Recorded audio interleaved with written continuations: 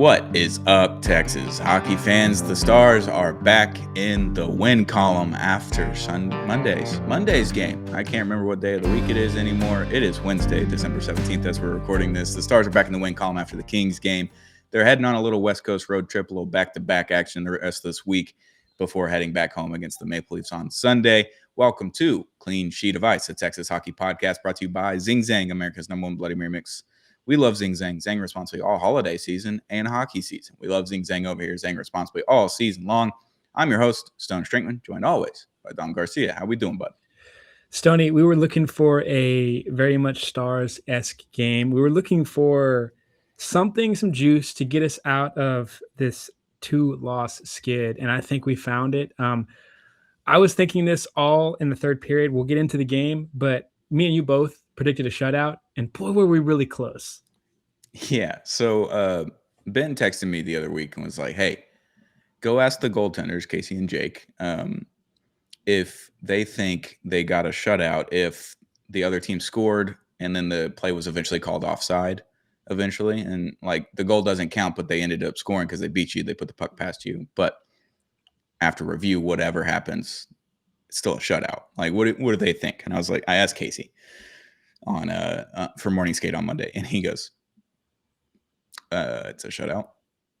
Like, scoreboard says 0, it's a shutout. Like, I thought that was going to be the answer, and we'll talk about it. But after the game, after Casey went through media, right before he was leaving, I gave him knuckles. I was like, hey, Case, I'll count that as a shutout. He goes, oh. He started laughing, gave me knuckles, walked out. So we'll take that. We'll count that as a shutout. It is one goal, but yeah, that's a weird one. But we'll start in the first period. First period, I think, was when Mikko Rantanen is crashing towards the net, staying in the white ice. Darcy Kuemper started a net for the LA Kings. He's at the top of the crease. He's still in the blue. Mikko is very much in the white.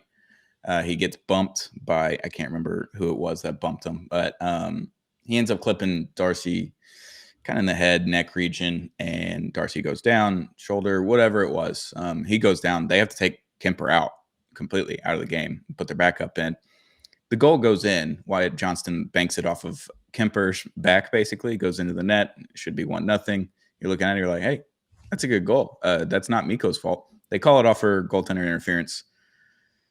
Again, the rule does not count for against the Stars, I guess. Like, in any way, shape, or form, if you interfere with a Stars goalie, the goal is going to count. If the Stars interfere with the goalie, it's not going to count. That's what I've determined this season and maybe last season. So that goal doesn't count, but Kuemper goes out. Kind of a tough scene.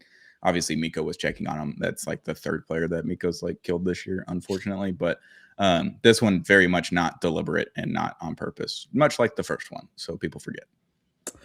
Yeah, there was a lot of NHL talk on this play. Everybody was talking. Like, I mean, yeah, you never enter the zone to begin with, and you get pushed from the back. And in previous ones, it was tough. Like, Mikko did put his hands up. There were different situations. Mikko, I guess, learned his lesson and just kind of stayed there, got his balance back. And yeah, it was weird. I had a strange confidence, though, that as, like, both benches were chirping, this was going to bring some energy to Jamie and that Dallas bench. I don't think there's a person. I get LA trying to stand up for their goal. It was a weird situation. I couldn't believe he actually went down for the game. Like, it didn't look like a crazy hit like we've seen. But if you'd ask some players on LA, I bet you they'd tell you, like, the guy's 6'5", like, it's a bang-bang play, but also he never enters the zone, so, like, I don't know what you wanna do there. I don't know where he's supposed to go. Like, he's supposed to jump over him? Like, what do you want him to do there? But, yeah, like, goalie interference, it's never not gonna be an issue, and particularly with the Dallas Stars. Yeah, it was much like the Robo goaltender interference when Wyatt Johnson scored with 0.1 seconds left on the clock against the Islanders. Again, Robo is heading a little bit more towards the crease than what Mikko was in this situation. Yeah. Then gets pushed into it. They call it off. That one was egregious. This one is just like, you know what? It's early in the game. It is what it is. And goalie mentioned after the game, Glenn Gulletson said that had the score been different, had the timing been different, like if this is the third period, they're down a goal or they're up 1-0 or they're tied 0-0 and then late in the third period, he might have challenged it. He was very close to challenging it on the spot, but he said different time, different place, different score. Absolutely probably would have challenged that, and he thought he had a really good shot of winning that challenge. So that's how they viewed it, but they didn't think it was worth spinning a challenge and going on the penalty kill if they didn't get it immediately in the first period. So yeah, tough for Kemper. Hope he's not out too long and hope he can come back and stay healthy. Like, obviously Mikko went down and checked on him immediately in the crease and kind of tapped him on his butt with a stick and went down and told him, hey, my bad, is what he said after the game in the press conference. So that's a tough one. And then the first period, he started off really hot. Obviously, the Stars had 4 or 5 shots on goal pretty quick, and then nothing. The Kings then dominated the next 15, 14 minutes of the period, and you come out of that 0-0, and you're like, all right, you know what? We started off well. We tailed off. Kings kind of dominated the next part. So move on to the second period. That's kind of what I took from the first. Yeah, no, in my game notes, the Stars really started this game with a sense of urgency, particularly that fourth line, Blackwell doing his thing early, and it set the tone. Casey DeSmith faced some heat in that first period, and he was looking damn good at the start. But yeah, when we got past, the initial rush of the game, it did feel like LA was finding a groove with puck possession. Yeah, they had a lot of ozone pressure, and Stars couldn't really get the puck out of the zone well enough, and they couldn't keep the puck in the ozone well enough. And like you said, that fourth line, Colin Blackwell, Oscar Beck, and Radek Faksa, and they were just kind of flying. Colin Blackwell was flying around. Let me tell you, those hits, you could hear them. You could hear him real loud up top in the press box. He was throwing them as hard as he could. You mentioned earlier the Kings they're barking a little bit. Corey Perry is obviously on the Kings, ex-Star, ex-Oiler, ex-Tampa Bay Lightning, ex-Montreal Canadian. It just goes on and on. He's been on every team that's gone to the Cup final for the last how many every years at this point, it feels like. I saw him at morning skate. He came over onto the Stars side towards the locker room to say hey to the equipment managers. Obviously, they've all been here for a long time. Corey Perry was here for a season during COVID. So yeah, like I saw that and I was like, oh yeah, he's going to get into the muck. Obviously we saw it last year with Liam Bichel and Corey Perry getting into it. So yeah, they were going to be a little bit chirpier than normal. So that first period, it is what it is. You got to throw the hits. Jamie Benn was trying to throw hits. Colin Blackwell was throwing hits. But then you go to the second period. You start on the penalty kill because Oscar Beck gets called for interference, which I thought was a horseshit call. I thought there was a lot of horseshit calls at the end of the day. I know the Stars can't say that because a lot of them said, Oscar even said, I think that was a questionable call. So he might have gotten fined for that, which would suck. But horseshit calls at the end of the day. Bad call on Oscar at the end of the first period. They go on the power play. They kill it off. They end up going on the power play again. Another ticky-tacky call, I think, going on the power play. They kill about a minute and a half of it. And then phantom call happens. Oscar Beck gets called for tripping. The guy blew a tire at the end of the day. He just completely blew a tire. Oscar has not touched him in any way, shape, or form. Maybe the stick touched his arm. That was it. The ref from the far side of the ice calls the penalty.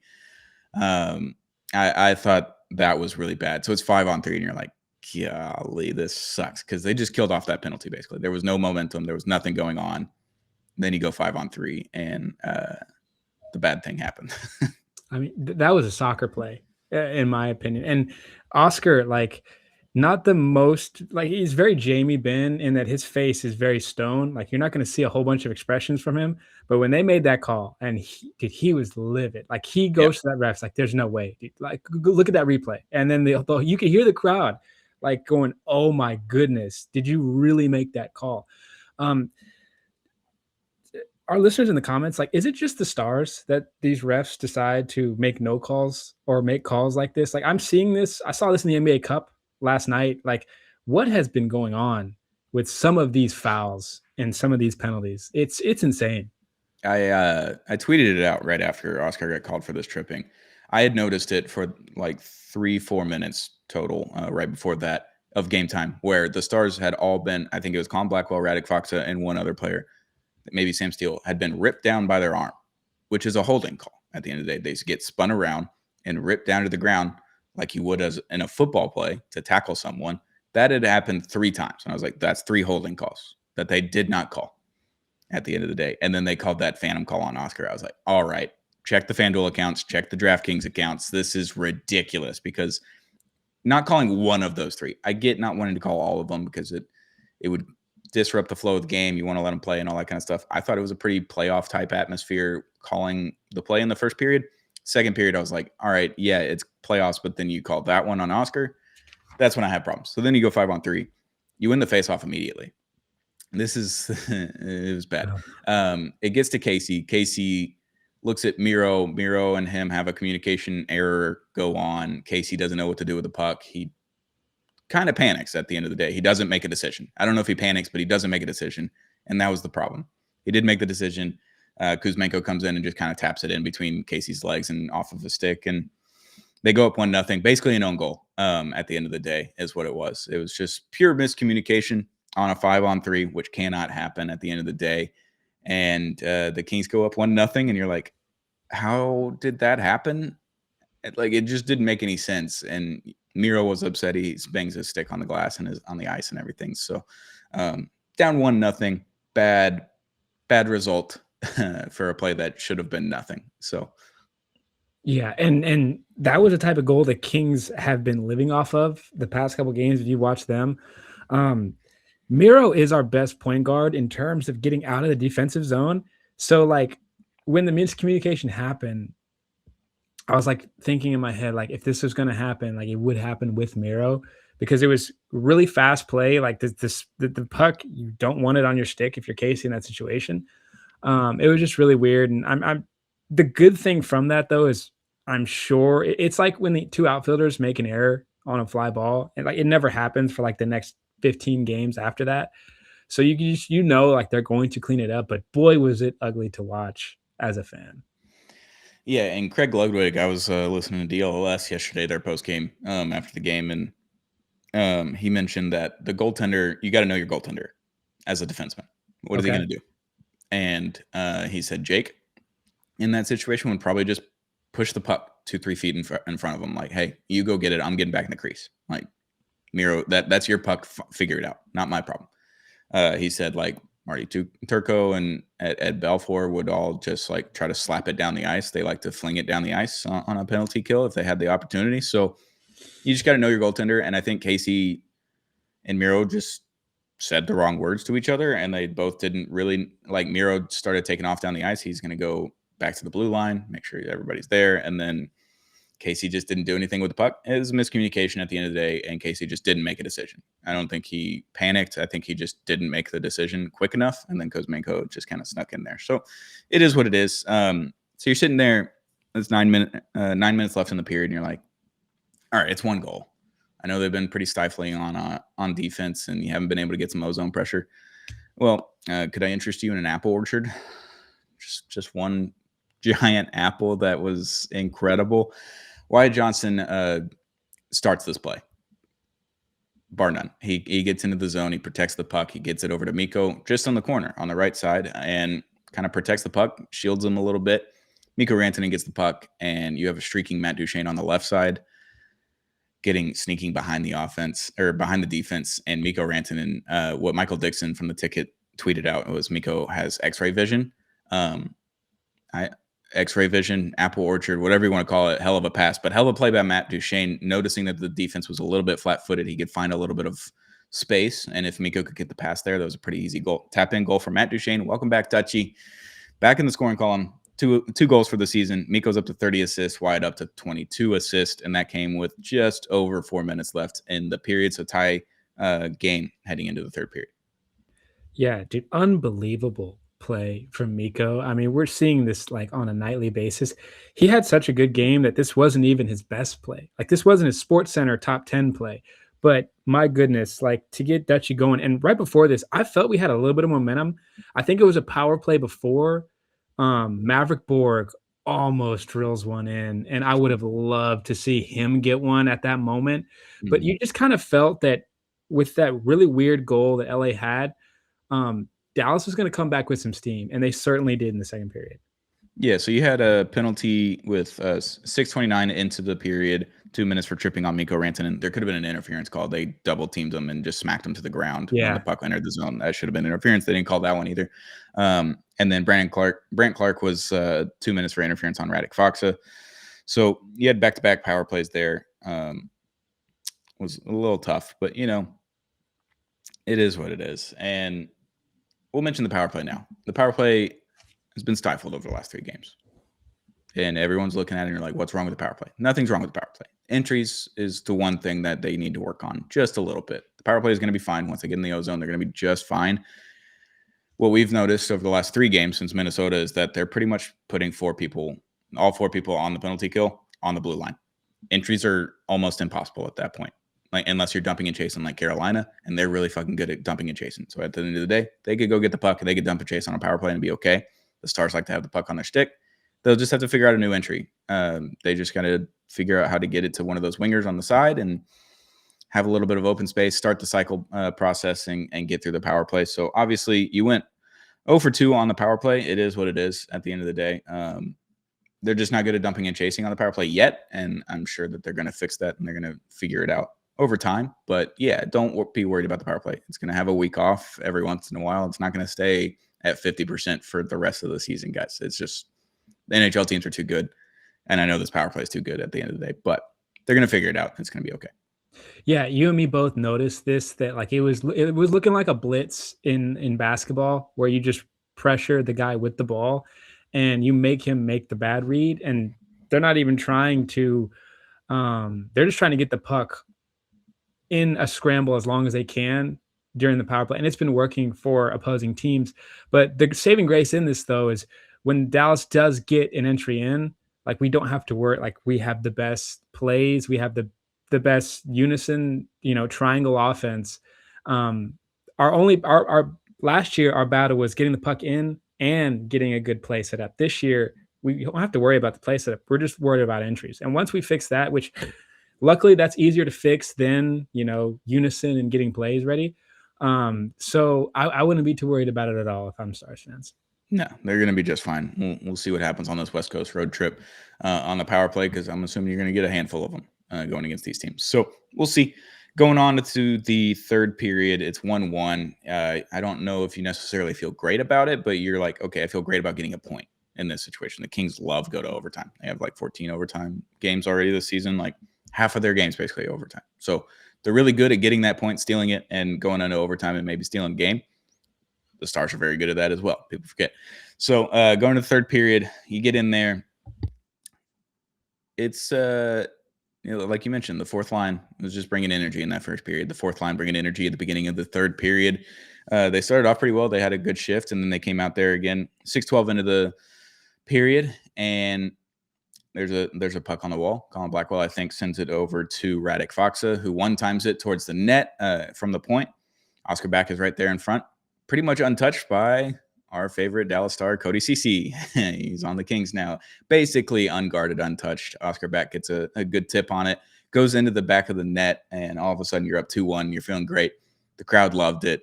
But another case of the fourth line being wildly important for the Stars, not only on the penalty kill or on playing good defense and throwing hits, but being able to score at the end of the day. Radek Faksa up to 11 assists already this season. Colin Blackwell with 5, and now Oscar Back's second goal of the season. So good for Becky. Yeah, no, the fourth line, man, really brought it in that game. And you can see like Dallas has the better fitness on a lot of the teams they play against, and they don't worry. I want to say they're 6-0 when taking a lead into the third, but they're tied going into the third. It's like they've only lost once in regulation. Like you have to be up by like 2 goals going into the final frame if you want to be safe and you want to go out of a Stars game with a win. And they've just been really good at, they're not, we had one hiccup all game and that was it. Like that's all the hiccups you're going to get. And if you're doing that on a consistent basis, like it's going to be tough. And you're loving these fourth line goals. We got them a lot last year, not so much this year, but we're getting these fourth line goals when we really need them. And at that point in the third period, we really needed it. Yeah, the fourth line production is down because the minutes are down. Pete DeBoer at the end of the day loved to roll 4 lines out there consistently. Like the fourth line was playing 12, 13, 14 minutes sometimes. Like they were playing a lot of minutes, and then you're putting Mikko and Rope and Robo and all those guys out there for 18, 19 minutes, even in the playoffs. It was very strange. Goalie likes to throw his top guys out there a lot. And Mikko's a moose. He'll go forever. Wyatt Johnson pretty much go forever.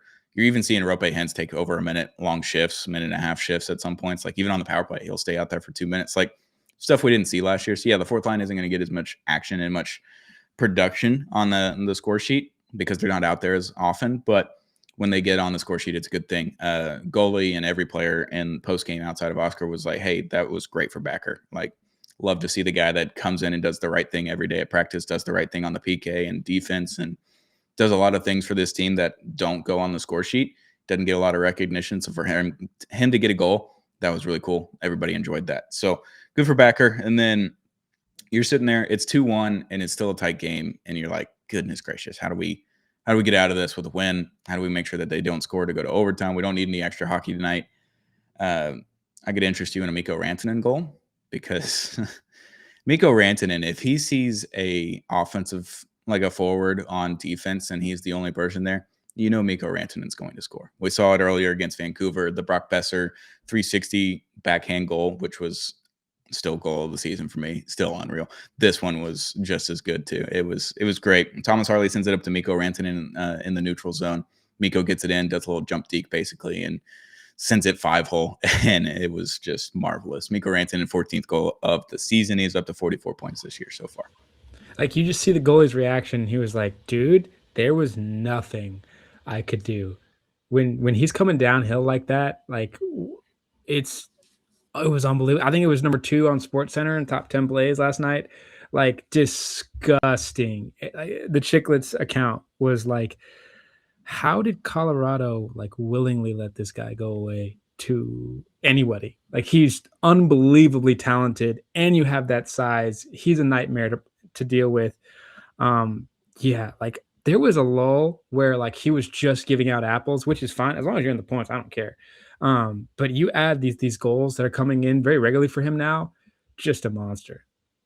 Yeah, him in Colorado is just like unfair. Like you think about Nathan McKinnon, Cale Makar are already on your team, and then you're just like, oh yeah, Mikko Rantanen is our 3rd best player. That's insane because he's very much the Stars' best player. Yeah, very much so. And we talked about it last year. It's one of our first handful of episodes. It was like, we need a guy, we need a superstar on this team. We need someone that can just take over a game in the 3rd period and win you a game, win you a series. We were talking out of our ass at that point because we didn't know Mikko Rantanen was going to be available, let alone show up on the Stars a few months after that and then take over in a game 7 and win a game by himself against the Colorado Avalanche. We just didn't see that coming. So yeah, Mikko Rantanen was getting outshined by Nathan McKinnon and Cale Makar. Sure, they're 2 of the best players in the world. I get that. But Mikko Rantanen is very much in that conversation for top 5, top 10 players in the world. He's incredible. He does so much. And I think that goal was his 2nd best play of the night. I think that pass to Matt Duchene was so much better because of the amount of traffic and everything I had to send that through was unreal. But that goal was also incredibly sick. I love Mikko. It's the best. Dude, I co-sign that statement. Like, that pass was like the one that So I was gross. like, Jesus, that's a play that maybe 4 people on planet Earth can make. I mean, you think about this guy, like, my mind goes to James Harden in that, like, they got to the finals in OKC and everyone knew how good he was. But when he got to Houston and got a chance to really get in tight with a coach and let him play hockey, Carolina, it was a dump and chase kind of situation. And I knew if you just let Mikko Rantanen be Mikko Rantanen, he's going to be a problem. And he has his own team now, and he has great players on his team now. Like, with James in Houston, like, he had some good like side parts, but he has some blue chips with him in Dallas. And year in, year out, Stars fans are really, I got to get a Mikko 99 jersey at some point, man. If they ever come back in stock. I haven't seen one yet. I would love one as well. I might hold off on the Mikko one until the Stadium Series next year, 2027. I think that's when I'll do it. But yeah, unreal goal by Mikko. You're up 3-1. It takes the complete pressure off of the team now. That's 16-11 into the period, so just under 4 minutes left in the game. Takes the pressure off. The empty netter situation, you're up 2 goals. Like, you can let one in, and then the pressure goes back on, but you got a 2-goal buffer. It takes the pressure off the defense, takes the pressure off those 4th liners. All the grinders that got to be out there. And then we had a couple empty netter chances. Mikko definitely had one that seemed pretty easy from the press box. I know it could be different on the ice. He sent it over to Roope. Roope was in a little bit of traffic, couldn't get it out. then eventually Wyatt Johnson's 17th goal of the season, empty netter from Matt Duchene with just over 30 seconds left in the game. So you win 4-1. It was dicey. It was tight. It was a great game all around. I thought it was a very enjoyable watching and viewing experience on the ice. I thought it was a pretty good game from the Stars and also a pretty good game from the Kings. They were both entertaining teams to watch, but you get the win 4-1. It looks a lot better on the scoreboard than what it really was until late in the third period. So good win by the Stars, back in the win column. Things you love to see. Yeah, no, it was a great challenge from LA, and just Casey continues to be Casey, and He's a dog. Mr. Reliable. He clocks in, he clocks out. He gives you the performance you're going to want from him, and he goes back off and does his thing. You love to see it. Yeah, Casey's a dog. Love Casey. So at the end of the day, you get the win. You get back in the win column. Goalie was very happy with that win because the Kings, he says, are the stingiest team in the league to play against. They are stingy on defense, they're stingy on offense, and they like to steal points from you. So a lot of the same characteristics that the Stars have, but Stars have a little bit more firepower. Obviously, no Quentin Byfield in this game. Saw Anze Kopitar for the first time in my life, so that was cool in person. He's still unreal at whatever age he is now. It's insane, all the things he can do on the ice. He's just super smart. You know what you could do, though, listeners and viewers? You could hit that subscribe button on YouTube because we've got this Mikko Rantanen bobblehead. We talked a lot about Mikko. We love Mikko over here. We're giving away that Mikko Rantanen bobblehead once we hit 250 subscribers on YouTube. We keep ticking up. We got the viewership up. We got the listenership up. We're very appreciative of that. But once we hit 250 subs, we'll give away that bobblehead. And then obviously we'll do one at 500 and 750. And then at 1,000, we'll give away a jersey. Hopefully that's before the playoffs. Would love to give someone a jersey, their first jersey potentially before the playoffs start. So you can wear it in AAC or wear it in your home, whatever. I just want to give away a jersey. I want to do some more giveaways. So hit that subscribe button if you haven't already on Clean Sheet of Ice on YouTube or wherever you get audio platforms like Apple, Spotify. We got video on Spotify too if you want to watch us there. But still hit that subscribe button on YouTube so we can give away that Mikko Rantanen bobblehead.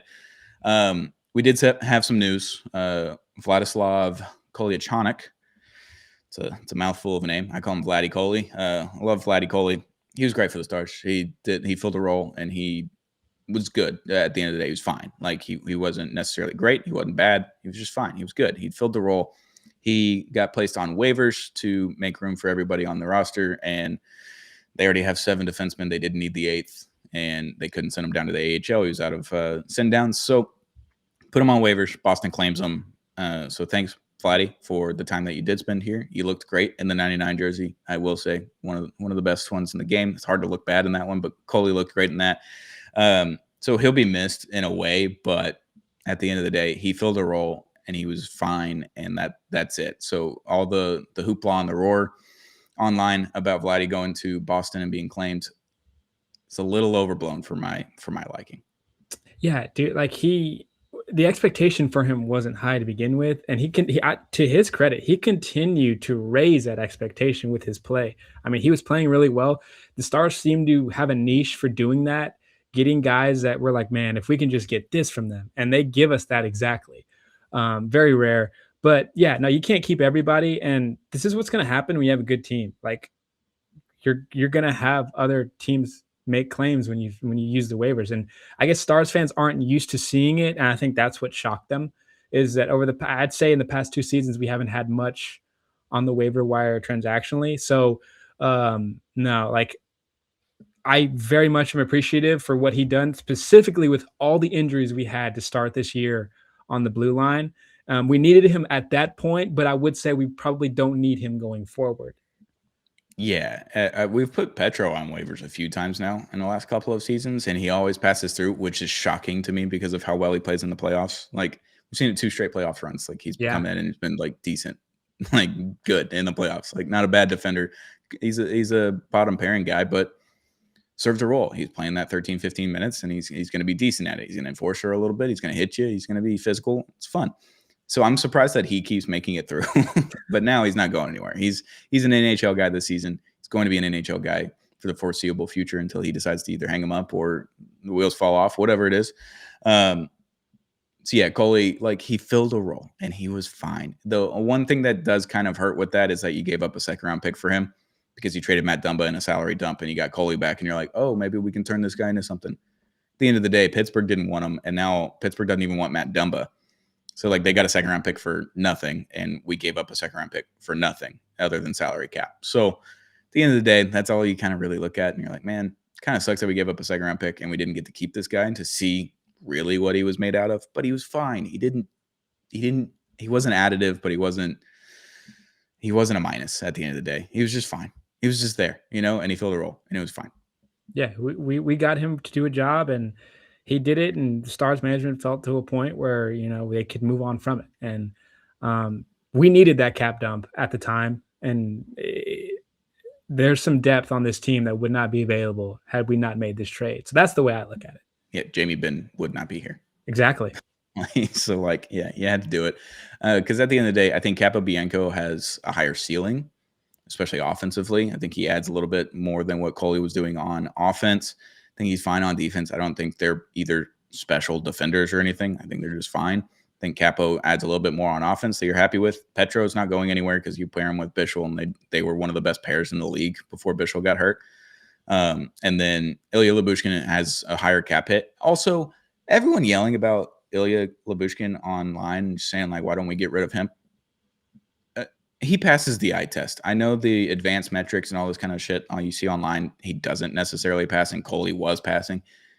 Lyubushkin passes the eye test. He does something for you that you need on this team. I don't care about his cap hit. Like he's good, and he's really good with Harley. They played really well together last season. Harley started scoring points last season when paired with Ilya Lyubushkin. People forget that Ilya Lyubushkin is good. I think he's actually good. So stop yelling about Ilya. He passes the eye test. He does a lot of things for the Stars. Waiving Vladislav to keep Ilya is the smart decision. And if you think otherwise, go to a game and watch. Just go watch Ilya Lyubushkin because he's actually good. People don't like to talk about it. Yeah, no, he's great. Now we've always gotten flack for Lyubushkin ever since we signed him, particularly from Maple Leafs fans. But like Maple Leafs fans have not seen this Ilya that we've seen in Dallas. Like he's been very good. Yeah, and I think Leafs fans were all saying that as well. And they're like, oh, he just wasn't good on our team.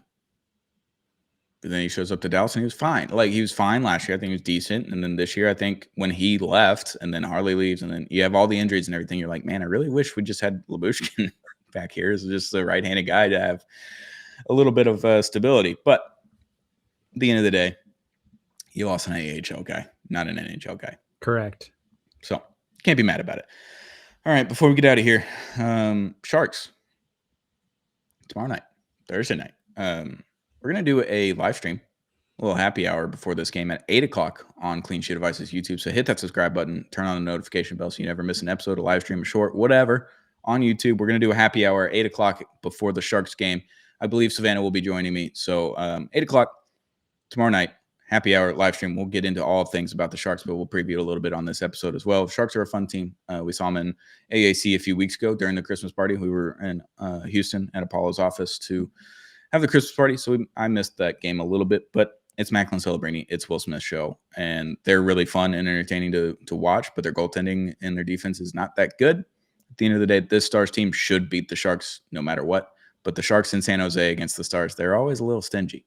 They're always a little gross against us, It always goes to overtime, shootout, one of those things. Like Joe Pavelski, I think it was 2023 in San Jose. I think that shootout went to like 7 or 8 rounds. I don't know if you remember that. It was later on in the season, maybe April or March. But this game always kind of turns a little weird in San Jose. But the Stars team should beat the Sharks regardless of what happens. Yeah, the Sharks, if you watch them for any period of time, they're great for one period. One period, they look like a playoff team. They look like a force. 3 periods, not so much. And so if you're Dallas, that period's coming. You don't know which period. It's usually the first or the second, particularly the past month. It's been the second period. But you weather that storm, and then it's just a matter of time until Mikko or Rupe. I'd love to see Rupe on the power play get a good entry. The power play is something I'll be watching this game. Hopefully we don't have these phantom trips on Oscar this game like we did last. But yeah, the blue line continue to be the blue line. I would love to see this fourth line. Someone's got to ask Blackwell, the next day after a game, how does he feel? Because that guy puts more effort into his long range skating than anybody. Like, he is a junkie for the puck. I mean, he's running marathons out there. If he can do that against these San Jose Sharks again, like, it's doomsday for them. I'll ask Blackie today if I get a little bit of extra time, if he's in there. I'll ask Blackie that question because he curious. Is just a motor, man. Because he's in his 30s, like, and he's been off injured for a lot of his career, and like he just hit 300 games in his career, and he's been in the league for a long time at this point. Like, and he's a fourth line. He has a lot of just scratches, healthy scratches, and all that kind of stuff in there. But he had a lot of injuries as well. So yeah, him flying around and just throwing his body, like George Springer when he was on the Astros. You're like, look, I love that you're diving for that ball, but like at the end of the day, I'd rather you play 155 games this year and be healthy for the playoffs than you dive for a ball and miss 25 games. Yeah. Colin Blackwell does the same thing. He just hasn't missed time. And he's had some healthy scratches last season, I think a few this year as well, but he's pretty much a mainstay in that starting lineup. He does throw his body around like a maniac, and I love it tremendously. He's the best. The discourse between him and Bork in the locker room, whenever people like, it's the best, man. Yeah, Borky and Ritzy, did you see that video yesterday that the Stars put out? Where they're like, do you wish you were a little bit more athletic to a bunch of people? Yeah. And then Bork comes out, do you wish you were a little bit taller? And Bork's like, what are we doing? Why? Then Ritzy comes out, and it's just two guys the same height. It's very funny. And then Matt Duchene being incredibly honest. He's like, yeah, I'm a quarter inch under 6 feet. I would love to say I was 6 feet. It's like, at least he's honest. That was a funny video. Great job by the Stars admin. But the Sharks team should beat. I'm going to go 5-3. I'm going to get a Mikko goal. I'm going to get a Thomas Harley goal. I'm going to get Robo back on the score sheet, and then we're going to have at least one empty netter. I'm going to go 5-3. Macklin Celebrini and Will Smith probably get one or two each. I'm with you on 5. I'm just going one more for San Jose. I'm going 5-2. But it's going to be like really close in the first period, and then Dallas will pull away. And the score sheet will look like a blowout, but it will be a close game for majority of the games. I'm going 5-2 in a closely fought game. Probably actually really close to the Kings game, just one more goal. And also really close to the Sharks game on December 5th. It was 4-1. It was 1-1 heading into that third period. It was a little gross, a little slog, and then all of a sudden there was 3 goals by the Stars. So yeah, I wouldn't be shocked if that same scenario happens, but we'll preview it all on Happy Hour tomorrow night at 8 p.m. on our YouTube at Clean Sheet of Ice. So tune in, get in the chat, hang out with me in Savannah, talking all things Texas hockey. We can talk about whatever you guys want to talk about in the chat. We're going to talk a little bit about the Sharks. We'll talk about Anaheim. We'll do it all. We'll be back on Friday, though, with another episode of Clean Sheet of Ice to talk about the Sharks game and then preview the Anaheim game. Schedule update for next week. All right. So I'm traveling. I'm going back home, going down to the South. We're going to have an episode on Monday. Right after the Leafs game, me and Dom are going to hop on. We're going to record. We're going to get that out for you guys right after the game ends. And then that'll come out on Monday morning. And then I'm going to record solo pod right after the Red Wings game on the 23rd. So that will be out on Christmas Eve. That'll be our last episode until the 29th. On that Monday, we'll come back and talk about the Blackhawks and preview the Buffalo Sabres game. And we probably won't have an episode again until the 2nd. January 2nd is probably the next episode. So it's a little bit schedule change, a little wonky with Christmas and New Year's. I'm traveling a bunch. So it's a little tougher. I won't be going to any games for a few weeks here. I won't be back until mid-January. So we're going to have to rely on Savannah to get our inside information if she's in town. So a little change, but we're still going to have some content, still going to have some shorts, and we'll figure out the live streams. We might not have a live stream for a few weeks, but it is what it is. It's holiday season. Enjoy it with your family. Turn the Stars game on your phone and still hang out with people. All right? Don't put it on the TV and sit down on the couch. Just hang out with everyone. It's holiday season. There's 82 games. You won't miss too much. So we'll be back soon. Dom, you got any last words? Yeah, we're going to get to these holidays, and just like the Stars, like once we get to the new year, it's pedal to the metal from the Olympic break, then on to the playoffs. You're going to want to be subscribed. Please let us know in the comments, like what you guys are thinking of these power plays, of these horrendous refs, of just everything. I mean, there's been a lot going on, and we've loved the interaction, and we want to see more. We want to see more, and we're going to see more because everything's going to pick up in the new year. Yep, it's going to be crazy. January is going to be an action-packed month. I think there's a lot of games in January. And then February, there's only 4 games, I think. So a lot of road games in January, but then you got, I think, all home games in February with the Olympic break, and then March is going to be action-packed as well. So it's going to be a hectic season, a lot of games to get into. We're going to do Olympic talk later on with Empty Netters. We're going to bring them back on before the Olympics start. We got a lot of good stuff here on Clean Sheet Advice, Texas Hockey Podcast. Thank you to our sponsors, Zing Zang, America's #1 Bloody Mary mix. We love Zing Zang over here. Zang responsibly all season long. We will see you tomorrow night at 8 p.m. live on YouTube at Clean Sheet Advice. Hit that subscribe button already if you haven't. We're going to do a live stream happy hour with Savannah, talking about the Sharks game. And then we'll be back on Friday morning with a new episode of Clean Sheet Advice, Texas Hockey Podcast. We'll see you soon.